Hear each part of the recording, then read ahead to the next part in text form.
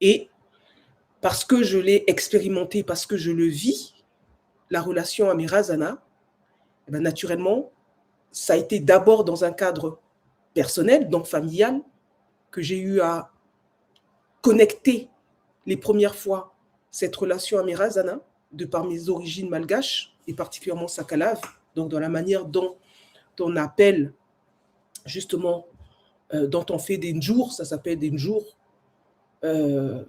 pour invoquer les ancêtres, que ce soit pour leur demander des choses et pour les remercier et pour les honorer tout simplement, déjà, pour les honorer.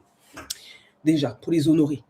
Et ce que je vais vous proposer ce soir, ce ne sera pas d'abord, même si ça va avec, ça va être une invitation à, mais l'essentiel, c'est déjà pour demander pardon aux ancêtres, surtout pour les personnes afrodescendantes qui sont complètement dans une problématique identitaire énorme.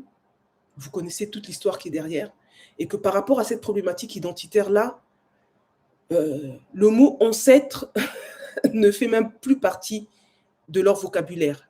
Je grossis la chose pour que vous puissiez voir la coquille vide que beaucoup de personnes ont, puisqu'ils parlent depuis un endroit où c'est vide. C'est en ça que j'utilisais cette expression. Donc, la plupart d'entre vous, en tout cas, sont arrivés, et je rappelle à toutes les personnes qui sont sur YouTube, merci de vous signaler, excusez-moi, de vous signaler, juste histoire de me faire un petit coucou. Ok, je suis là. Et n'oubliez pas, rappelez-vous toujours votre verre d'eau,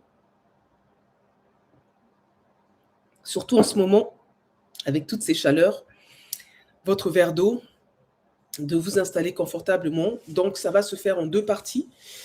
Une première partie où nous allons aborder le sujet qui nous concerne aujourd'hui.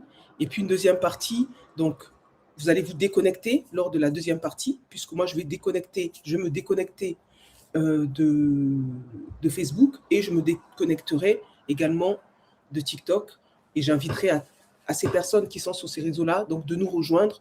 Il y a un lien qui est déjà créé sur ma chaîne YouTube. Donc vous pourrez aller voir le lien du direct sur ma chaîne YouTube que vous pouvez récupérer pour pouvoir suivre la deuxième partie de ce que nous allons faire.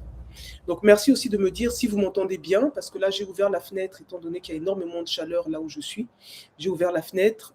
Si vous ne m'entendez pas bien, je montrerai un petit peu ensemble, mais si c'est bon pour vous, on va pouvoir commencer.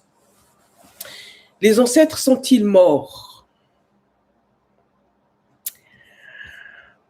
Voilà. Est-ce que les ancêtres sont morts? D'abord, qu'est-ce que c'est que la mort? Je vais commencer par vous partager quelque chose